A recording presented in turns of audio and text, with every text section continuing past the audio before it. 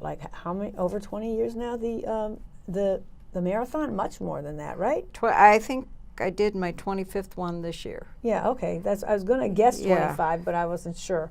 How did that start? And you've stayed with it, even though you're retired and doing all kinds of other stuff now with your life, but you still maintain that? When the newspapers merged together, we merged with the Free Press, the Detroit News did, and we became the newspaper agency.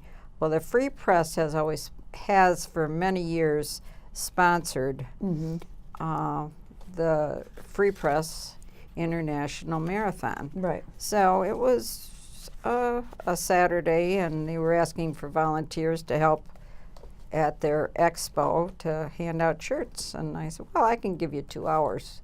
So I did, and then I think the next year I gave them a few hours, and the year after that I went down for a whole day. And then the people that were in charge of handing out runners' shirts were retiring and moving up north to a house, and I said, well, you know, this looks like I could handle this. So I started working with supervising volunteers to do that job.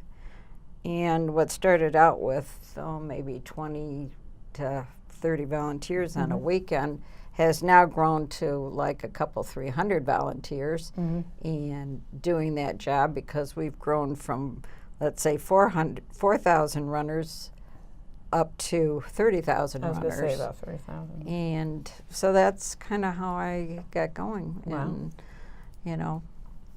One thing leads to another. Now, even though Luanne is retired, she probably has about, with that job and with the choir job, and then I want you to talk a little bit about the Women's Philanthropic Organization.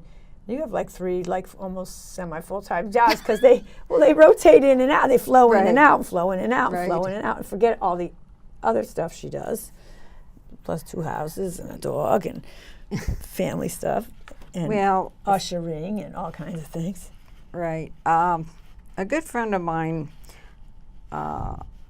said to me one day, I belong to this organization and I think you might like to join. And it's not far from where you live, and it would be nice. It's all women. And I said, well, I'll check it out. So I went to a meeting with her, and it's the name of the organization is the Asssitance League. That is the parent name, or the national name. It's noisy. But the local is the Asssitance League of Southeastern Michigan. And it is a national organization, a philanthropic organization that was founded way back in